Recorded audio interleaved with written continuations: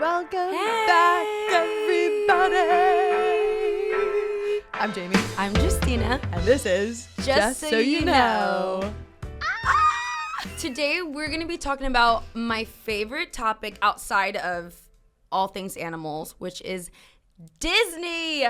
This is an episode in itself of Freaky Friday, y'all, because Justina is taking the lead today. I have the laptop now. We're going to be talking all things Disney related to animals and the little messages that Disney has implemented throughout 9 decades. And yeah, how much it's influenced our generation, I would say. I mean, these are tales as old as time. Tale as old as time. And they are so entertaining. Entertaining. Yeah. But first of all, how are you, Jamie? You look lovely. You look like a little fairy. Oh, thank you. I ordered this off of Depop, shopping secondhand. That's as usual. cool. And they Of had a little course. set on there, and I was like, for the Disney episode, I just was feeling it today. But Well, I wish I was in that mode. Yesterday, fun fact, I thought we were filming. oh my And God. I woke up, I was excited. I was throwing on my Disney music. I had like the cool girl liquid setup. I had all my beverages, and I called Jamie, and she's like, "What?" I said, why do you look so fucking good right She's now? like, "You look so pretty." I was like, "Thank you, girl. I'm about to leave." And I'm like, for what? I'm like, "For episode." For our podcast. And I'm sitting in a cafe, and I'm like, wait, what? Yeah, Jamie was like, "What?" And I was like, "Yeah, girl, you are like late." I'm like, what is going on? So I immediately look at the calendar, and I'm like, this bitch. She's like, "It's tomorrow." It's tomorrow, honey. And you would be late because it's earlier than what time it Yeah, is I was now. like, you would have missed the podcast anyway. I was like, oh. Oh, that checks. Oh, whoopsies. I was like, it's okay. Continues playing Disney music, acting like a psychopath. You're extra prepared, and I love that about you. I was born prepared for this episode. I mean, kid in the 90s. I grew up on the freaking TV, VHSs, and my dad used to bring home a new Disney movie like almost every week. And I was so excited, and I would burn that VHS till like it was starting to glitch because I would watch it so many times. Honestly, prepping for this episode, the little prep that I did, I just felt such nostalgia. Aww. Like just scrolling through on the Disney website and looking at all the films like Charlotte's Web and A Bug's Life and The Cinderella Story and Old Yeller, it just brought me back. And like I was born in 98, so I didn't really have all of the 90s, but definitely the 2000s. And like there's so many messages that I don't even know if I consciously picked up on them while I was watching it, but it's possible that some of those messages contributed to my love for animals. It's very, very possible. Very, very possible. I mean, there's a lot of interesting messages in Disney, but I feel like the animal thing really, really stuck to me. But what are 5 facts that you know about Disney? I'm so glad you asked.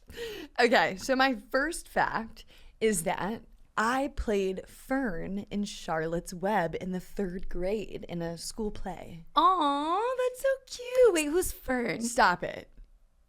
You don't know who Fern is? Way to crush my dreams. I know Charlotte's Web. I know the animals. She's Who's Fern? she's the girl that takes care of Wilbur the pig. Oh, yeah, that checks. I don't care about the people when there's significant animals around. I'm like, who are you? What's your name? It was my first starring role. Oh, that's amazing. I love that. So that was my first fact. That's so cute. Do you have another fact? Yes, I do. Oh my God, come on, Jamie. Give me another fact. Let's talk about the lovely magic carpet ride. Oh, I unleashed this on you, Jamie. Jamie was like, what?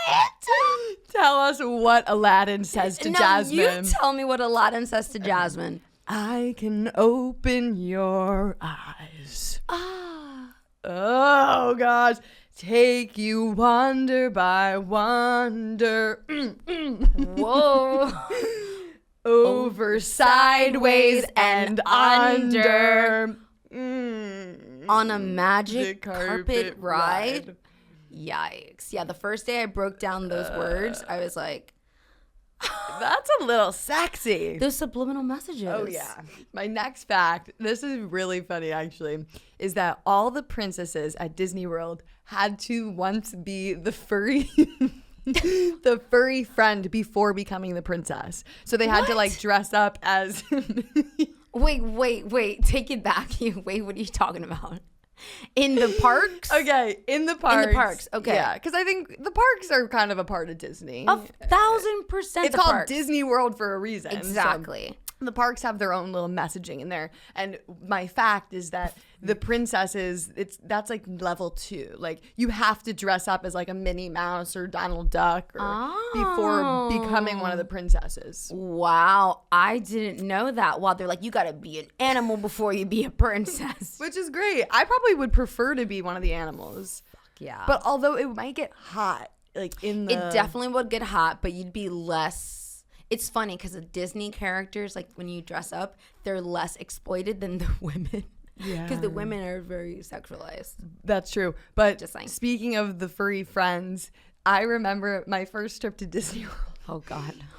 I must have been like 5 or something. Aww, and there's a cute. photo of me like trying to get away from Donald Duck. Like my face, I looked terrified. But and you I love ducks and birds. I and do, all but that this stuff. guy was very scary and huge, and like he was not a little duck that's cute. You were like, and this my is parents not are like, Donald. take the photo with him, take the photo with him. I'm like, I don't want to, and I'm like trying to like get away, and the photo's like, and then that's the photo that I have from Disney Oh, World. that's so cute still, though. I would have preferred a princess.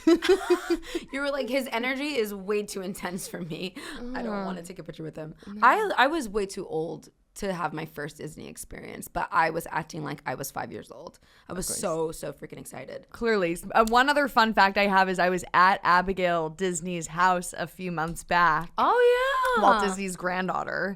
And she's very concerned about the environment. She does a lot of work and donates a lot of money to different environmental groups. And I was specifically there with a group called Climate Defiance. Okay. And I was doing my little networking. I was going up to people and I'm like, hello, I'm Jamie Logan. How's it going? I fight climate change with diet change. And, and having these conversations because all of them are like, they care, but just making that connection is sometimes not so easy for them. I know. I mean, it took me forever to make that connection. And I was a Disney freak. I mean, like, in every Disney movie, there's either, like, an animal perspective, like 101 Dalmatians, right? Like, it's like, we're trying to save these dogs from being slaughtered to wear as fashion. There's also a message in there about overbreeding and that we shouldn't be breeding dogs because this is what happens when you have so many dogs. And then Cruella is trying to be like, okay, well, we have so many of them. Let's just turn them into coats. Well, she didn't even give a shit that there were too many of them. She was like, ooh, beautiful, beautiful. Love this pattern. Love it, love it.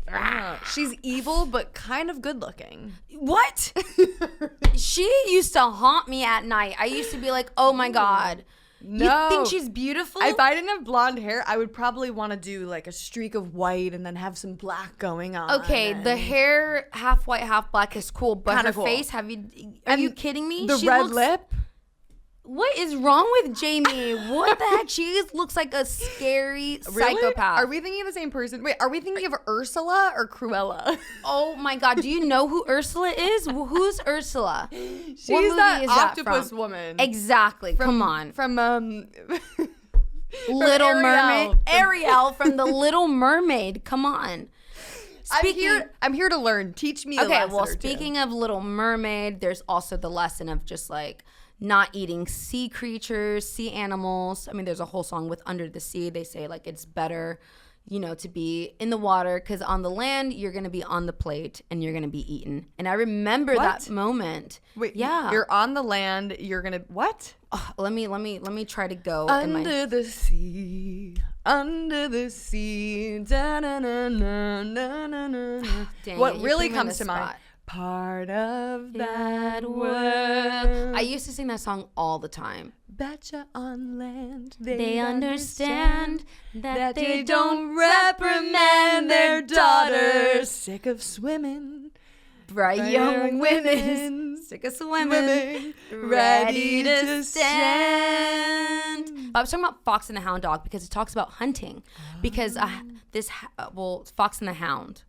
I thought it was called Fox and the Hound Dog. See, now it's coming back to me. You got to get the name of the movie right. My Fox and the God. Hound. Fox and the Hound is about this dog and this fox who become friends because this lady ends up taking in this fox whose mother was killed from hunting, and she takes him in, and then he befriends the hound dog that's his little neighbor. But when they get older, they both realize that he was raised to kill foxes. Okay, I just got chills. Yeah, I'm gonna start crying. And then like, there's this one part of the movie where like if I have to cry for acting, I play it. And it's so sad is because the foster mom with the fox, she realizes it's better for her to bring him away from the house because he might get killed, and she leaves him in the woods By himself? Yeah. Oh, so sad. And like she does like this little poem, and then goes into a song, and he's like so confused, and like he's like looking at her, and she's like, no, you have to stay. And like she drives off, and it starts raining, and I'm traumatized. What happens to him? He tries to figure it out, and then like he ends up falling in love. He finds another fox, and then he does get in like a really horrible situation with the hound dog that he grew up with. Oh, stop it right now. This reminds me of what happens in the hunt sabs. Yeah. And in different parts of the world, especially it's very big in the UK, they have hunt saboteurs there's activists that go and disrupt these hunts. Speaking of hunting, Bambi. Yeah, Bambi was so sad. It's similar. The mother getting killed by a hunter. In the beginning. Yeah. You see the evolution of Disney over the years, and we were talking about the 2D versions versus now it's more 3D, and you look at like the illustrations. So I'm super curious to talk to Tiani also about like as an artist, right? How she number one preps and studies up for what she's gonna draw. Like, is she bringing real lions onto the set like Walt Disney? Right. We don't need to do that shit anymore. No. So we'll ask her more about that. Let's bring on Tiani because I want to know her perspective because she is an illustrator. Tiani! Hi! This is Tiani Hernandez, and she is the senior social artist, graphic, and illustrator over at PETA. Yeah. So happy to have you. Thanks. I'm so happy to be here. I'm so curious about your process. Like when you have a concept and a message that you want to convey, let's say it's something about the circus industry and what happens to animals in the circus. Do you have to look at super graphic images or watch videos of what happens to the animals to then channel that into your art? What is your process like? Yes, definitely. I'm always doing research before I start anything. And something I don't think a lot of our viewers might know is that like I need to get things approved through like every stage of the creation process, right? To make sure everything is accurate, of course. So yeah, if I were doing an illustration about the circus, I did one showing Tigger at the circus. He's Tigger. Like standing on a little pedestal with a flaming hoop, because tigers have been exploited in the circus for so long. But yeah, I first did my research. I write out my ideas in an email, and I sent it to our stakeholders to review them. Once I get the green light, I can go ahead and start sketching. Then I get those sketches reviewed, and then if I got the green light there, I can add color. Wow, you're like a little Walt Disney. But I want to know like what made you go vegan. What made me go vegan? I feel like I was just like, there were little seeds that were planted along the way. Right. Like, I think my first experience that like made me have a connection to animals was growing up with my family dog. His name was Kalani, which means heaven in Hawaiian, and he certainly was a little heavenly boy. But yeah, just having that connection with him and seeing him as my little brother, like he's an individual, he has feelings, like. So that was probably the first moment for me. That was around my high school time. Also in high school, I had an environmental science class where I learned about how destructive the meat and dairy industry are. Wow. And then in college, since I was in fashion school, I learned about how destructive the fashion industry is. Good so for you. all those things, thanks. yeah, so all those things coupled together, Right. just along the way, like I knew I was gonna be vegan in the future. Right. And I remember like one time we had a project that was like you had to like in art school you do a lot of like soul searching and stuff. So it was like, Mm-hmm. who do you want to be in the future? And I was like, I want to be vegan. And like my friend challenged me, be You're vegan like, now. what? So Oh, yeah. nice. I love that you have that support system. So, do you think that art is a very effective way in order to approach advocating for animals? Definitely. I think art is a super effective way to advocate for animals because it has the ability to communicate complex and emotionally charged issues Mm, in a way that's like digestible and creates an impact yeah, as well as inspires action. And if you think about it, art is really just visual storytelling. right. So, like, we're able to provide a narrative that can capture the plight of animals per se in Mm-hmm. various complicated situations in, just a few seconds, like through your phone, through your laptop in my Right. case. Like, animals are sentient, they feel Yeah. just like you and me. But of course, animals' facial expressions Right. We might be forget about as, their facial expressions. yeah, and their body language, but a lot of times, like, their faces aren't as expressive as ours. So, Mm-hmm. art gives me the opportunity to illustrate emotion. Like Yes. if I'm drawing, like, say, a dog chained to a doghouse Yeah. 24/7. I did that with Pluto and several other Disney dogs. I'll draw them with like frowning Oh, eyebrows, tears, right. you know. But does Um, that, there could be a downside of that. I want to play devil's advocate here because Mm-hmm. while that does help people understand it better because you're creating something that humans can read and Connect to, connect to, but empathize also with. yeah, and understand. But then in reality, because animals don't actually have those expressions, does it is it possible that maybe there's a negative side to it because then people can say, oh, well, animals don't actually do that. And so just because they can't do that, this gives me the right to exploit them. I think the only downside is if it's done in the wrong way, like ways that harm animals rather than helping them. What do you mean? Like if, say, a certain marine park shares drawings of like smiling, happy seals or dolphins performing tricks for human entertainment, Right, like right, that's sending a false message to the right, children, the parents, anyone who views it. right, And, we know those animals spend all day swimming in endless circles. They're not happy. And right. like, while a dolphin's jaw might be shaped in a smile, like we Mm-hmm. know they wouldn't be smiling. So Exactly. I think when personifying animals through art, it's important that we do it in like a truthful way. Right. And yeah, the way that we make sure to do that, making art for PETA, is getting it approved by people who specialize in those fields, those who understand like animal body language. Right. Because then it's like also when you do see an animal Right. that's suffering or in those conditions, you can think back to a Disney movie or you could think back to Tiani's Mm-hmm. drawings and you could be like, this animal feels pain, this animal Yeah. suffers. Like maybe there's a flip side to it where Yeah. it's like, oh, wait, actually, this animal is experiencing XYZ. And this Exactly. is why I should care. Right. But the point that I guess I'm trying to make is that no matter what that individual is experiencing, we should care because they are experiencing Exactly. suffering. Exactly. Like that individual is experiencing suffering, and that's why we should care. How does someone get started if they want to be an artist and help animals? What would you recommend?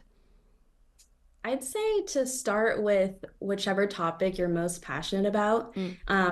For me, that was the dairy industry. My first Okay. ever illustration for PETA was a comic strip that showed a baby cow being torn away from their mother. Oh And no.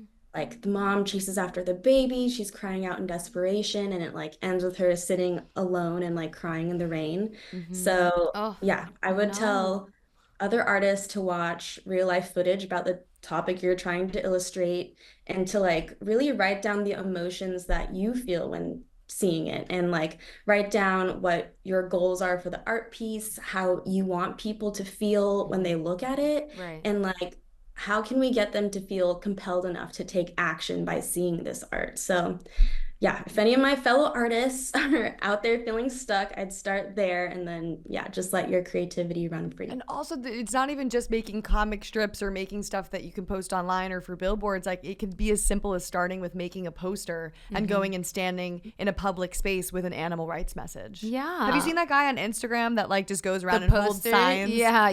With just like very obvious messaging. Not necessarily about animal rights, but it's hilarious and it gets a lot of attention. It. When it comes to animal rights, were you like hesitant to mix activism and your art? Not really. I feel like, mixing animal activism with my art is actually like meshing my two passions together.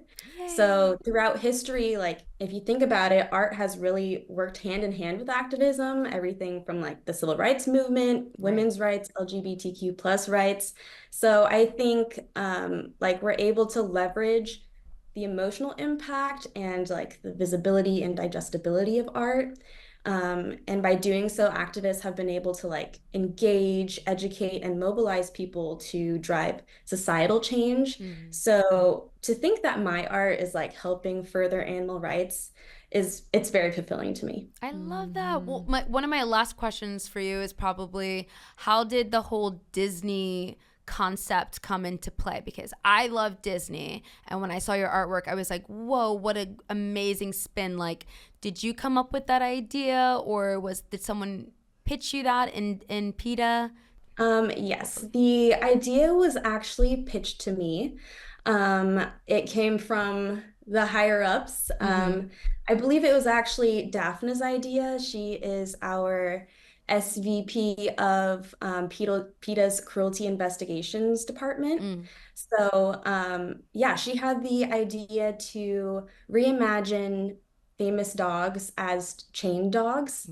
The original idea, we were thinking about using Toto and Lassie, but I think someone else had suggested using Disney dogs just because our generation can better relate to Disney dogs. They're so iconic.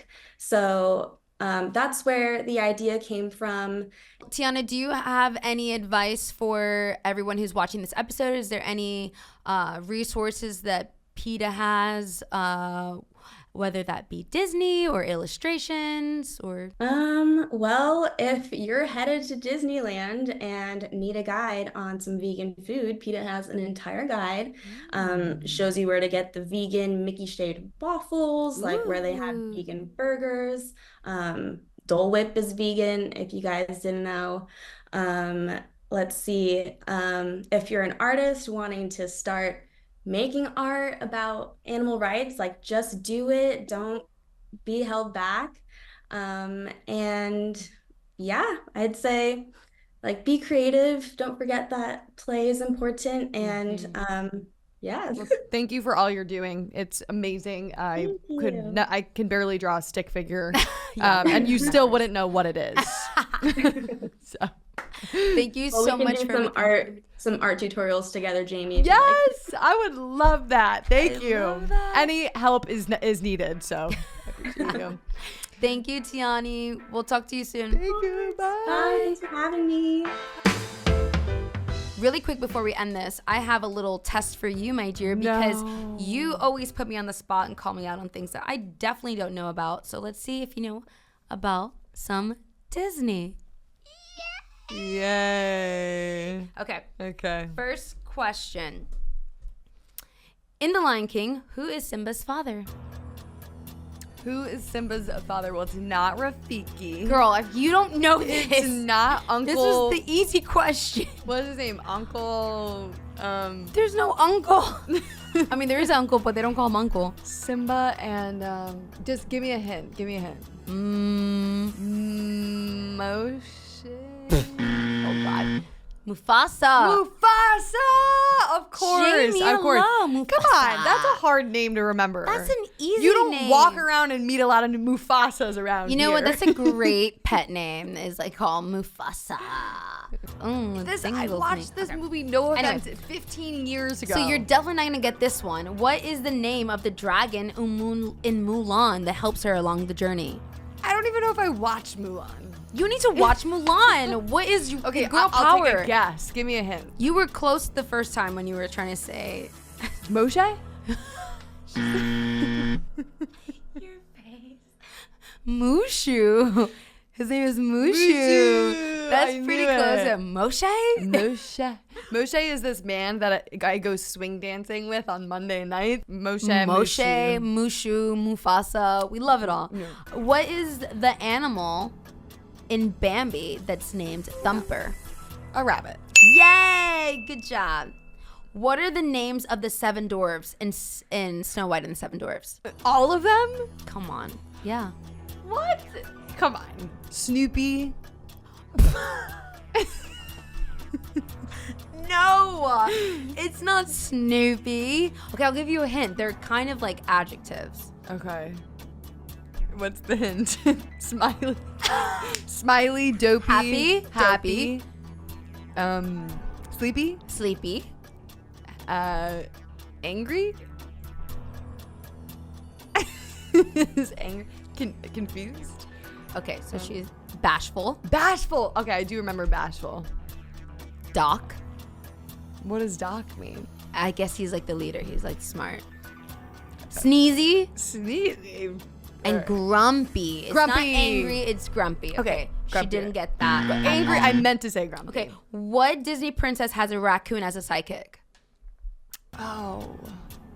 We were talking about her earlier. Raccoon? Yeah. Alice in Wonderland? Girl. She Oh had my many God. different It's Pocahontas.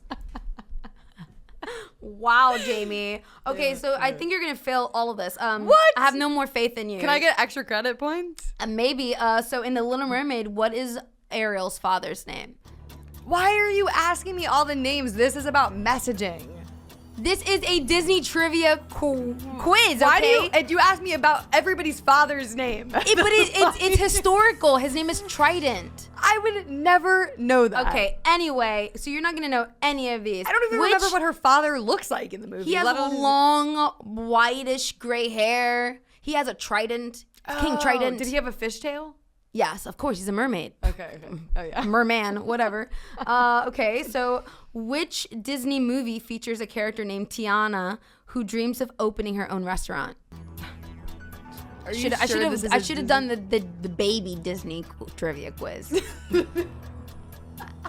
Like, what color is Sebastian? This is like extra trivia. This Okay, reminds so me. Are you smarter than a 5th grader? They ask these 5th graders like Incredible the hardest questions. I'm definitely not smarter than a 5th grader. Obviously, because I'm pretty sure 5th graders would be able to answer these questions. What is the question again?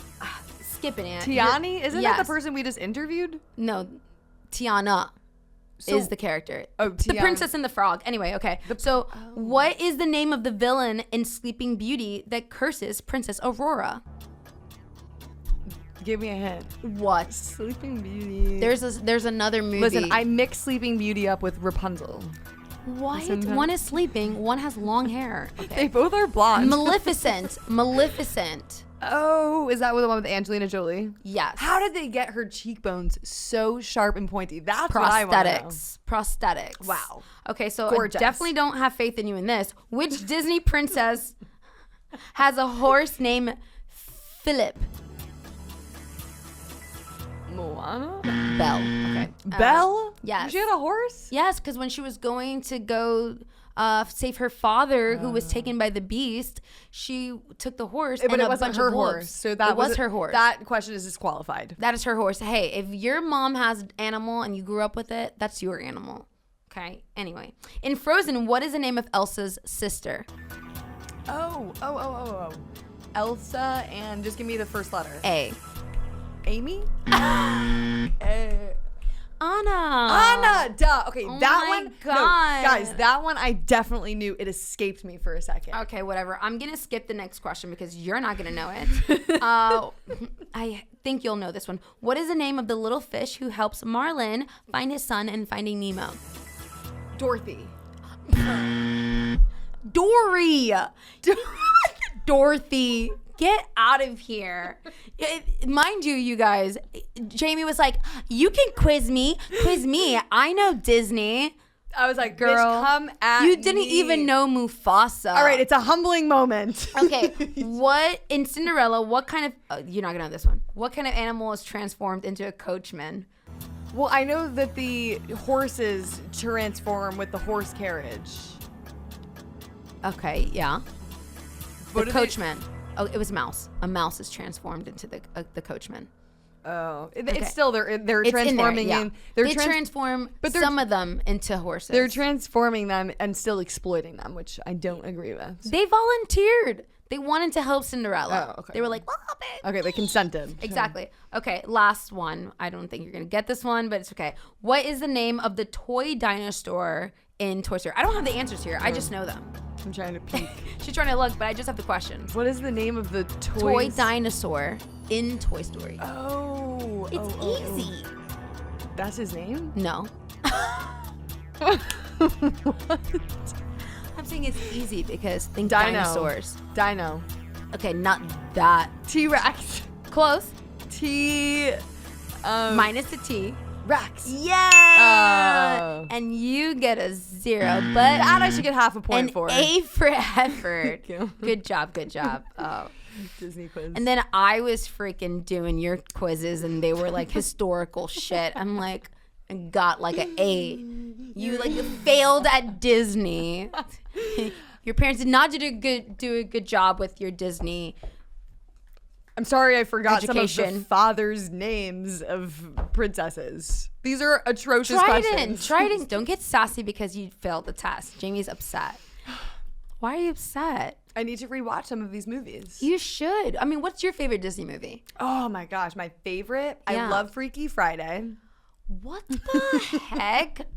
Okay. It's so fun. They like switch places. I would love to do that with somebody for the day. I would like to do it for a day. But... Who would you want to switch places with? Ooh. If you could switch places with anybody for a day, who would it be? That's a really good question. I don't know why. Right now, my instinct was Eva Longoria because she's always traveling everywhere. But I don't know who I would want to switch places with. Who would you want to switch places with? Oh, there's so many people. I would probably want to switch places with the president so that I can undo every factory farm. I could shut shit down. Of course, she has a mission. Yeah, I'm a woman on a mission. I'm like, how can I have the greatest impact? And well, I would change all the laws as much as I can in one day to save the animals and let them be free. Wow. Actually, I got my answer. I would trade places with my boyfriend, 16 with he's doing. I'd be like, I'm now vegan. I'm telling everybody I'm vegan. All right, darling, this is probably the part where we start to wrap things up because We're an hour and a half wrapping in. it up. We're out of time. Watch your Disney movies. Remember the play, like Tiani said. It's important to have play in your life. It's important to have art in your life and not dismiss the messaging behind it. And remember who you are, because who you are at your core, you are love, you are light, you are connected to all living beings. Yeah, and all your dreams come true. And our dream is to liberate all the animals. And I believe if we wish upon a star, it's gonna happen. If you wish upon a star. Don't even try. She doesn't even know the song. It's not the tune at all. When you wish upon a star. Yeah, exactly. Well, you know the drill. Comment, share, let us know if we should have talked about more things about Disney, or if there's a specific thing you want to learn about animals when it comes to art. Subscribe. Like us, hate us. We want to hear from you. We love you. We love Disney sometimes. And thank you and good night. Yes, thank you and good night. You know the drill. We'll be be back. We'll be back. We'll be back. We'll be back.